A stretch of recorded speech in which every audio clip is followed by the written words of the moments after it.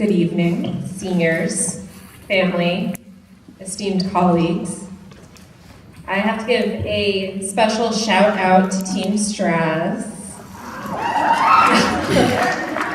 They're my little island of misfit toys. They've been with me for 4 years. They've become like a family, and I think we're gonna stay that way even when they fly out of the nest. So, and Livy, I'm counting on you if this thing goes off like it has at every event we've had so far to just do a second rendition of the national anthem for us.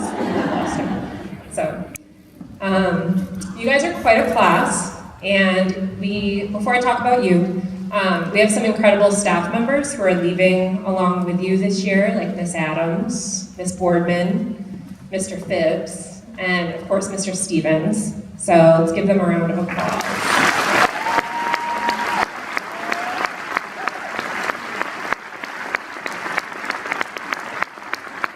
You could look at this mass exodus one of two ways. Either they can't bear to stay at YHS without you, or you drove them right out of the building. Whatever you want to think, it's fine. So, when I graduated from high school 5 years ago, why are you laughing? Okay. I was having a bad day when I graduated from high school. The day before, I'd gone to the beach with my friends to celebrate the end of the year and just kind of stroll down memory lane. And the day of graduation, I woke up with a wretched sunburn, 80% Scottish, so it was only on the front of my body, and at my graduation we didn't wear the caps and gowns, so I had nothing to hide behind. We wore little white dresses, and the boys, they wore suits and ties. So as I was walking into the ceremony in my little white dress, my day got worse, because behind me was Heather. And Heather had on a very similar dress, and I had never loved Heather. She was thin and beautiful and smart, and sophomore year she stole my boyfriend. And in fairness, I don't think he knew he was my boyfriend, but just the same. So worst of all though, she tanned like a Brazilian. So as we were walking down to Pomp and Circumstance, I actually tripped a little, and this is on video. And it wasn't a big trip, it was just a little one, just enough to hear my grandmother say, "For the love of God, Sarah." She was wonderful. So, it wasn't a great day, and my mom has a photo of that day that she keeps on her mantle. She insists upon it. And she took that photo as I was marching down the aisle. So what you see is a very red front, a very white back, and worst of all, I'm pouting. I'm not smiling, because I had pretty much chosen that the day was going to be bad. And instead of celebrating, I just focused on the negative.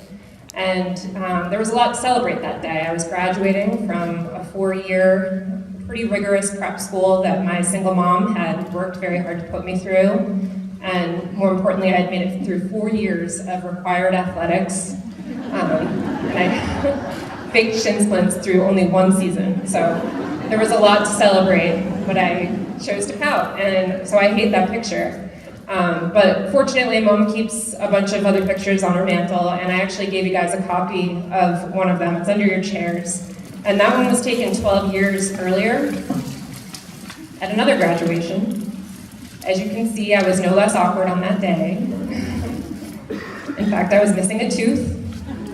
I had a bowl cut, a dress with very large puff sleeves. But what you can see, and the reason why I gave this picture to you, is because I had a huge smile on my face. I was just so excited to be graduating, moving on to first grade, and it was a big deal. And I was pretty sure I was on my way to become a nun. That didn't happen, but the reason why I shared that photo with you guys is because that's what I wish for you. So even if you're not having a great day, even if you're missing a tooth, even if you trip a little, Mikey gets it. I want you to just focus on the joy and you can make it a good day. So I leave that picture with you, and a quote from one of my favorite awkward fellows, Andy Bernard from The Office, who said, "I wish there was a way to know you were in the good old days before you've actually left them." So. Now I'm going to tell you guys another story, and this one is all about you, so I think you'll like it. It's called "Oh, the Places You've Been."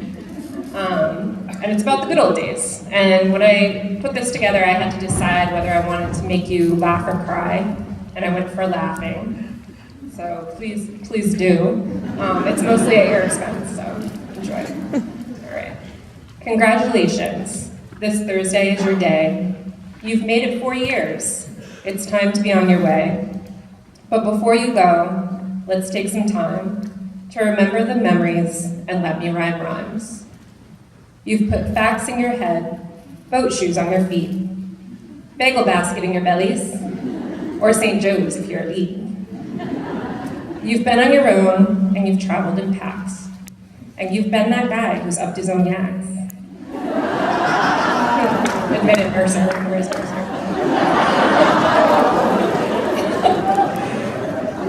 You've looked up and down halls, lined with lockers to spare. About the art wing, you'd say, I'd choose to go there. And Fipsy would write you a pass for the day.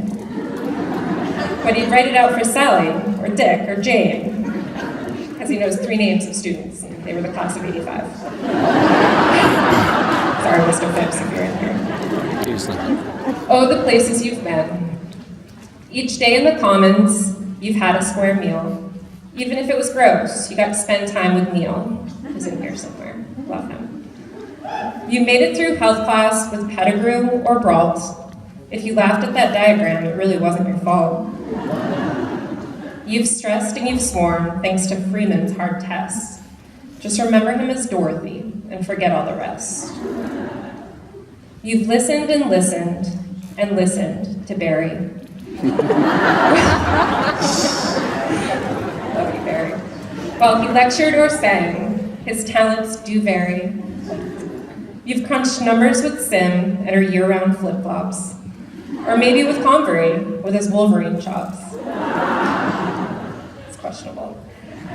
You've survived vocab and Shakespeare with Tinnerman or Meserve, or public speaking with me, which got on your nerves. Right, Alec?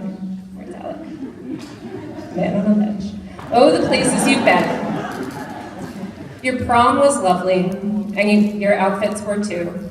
And your homecoming dance had a nice ocean view.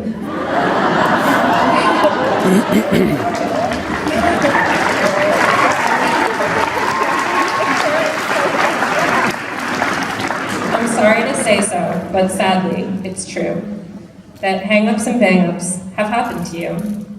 If you fell at homecoming, like dear Sweetie Lane, or used really gross words, like Frecker and Zane, or parked your car, like Mariah Massey, you've all kept it real, and you've kept it real classy. If it was 8:30 when you walked through the front door, don't worry, don't fret, because it was tardy number 4. No problem. No problem. All right. On you've gone when the weather's been dreary. On you've gone, though your legs got weary. On you've hiked up and down Mount A. At least 4 of you did on senior skip day. Not your best effort. Okay. And now you're the seniors, ultimate upperclassmen. But don't get too big in your britches. You're a rather awkward freshman. Right, Joe? He won enough awards last week, you can take it. Oh, the places you've been. Now here you sit in your caps and your gowns. You look like royalty, you need no crowns. And will you graduate? Yes, you will indeed. It's 98.75% guaranteed. So be your name Hannah, or Brandon, or Graham, or Grace, or Ivan, or Hunter, or Sam. It's certainly not Chris Cassidy. But you're off to great places, and the bestest best class to be. So that's the places you've been. So, about the places you're gonna go. I have a couple life rules, and I put them on the back of that awkward family photo that I shared with you guys so that you can carry them around. I try to live by these, and it's easy on some days and it's really hard on others. So the first rule is to never apologize for your success, because you're going to have a lot of it.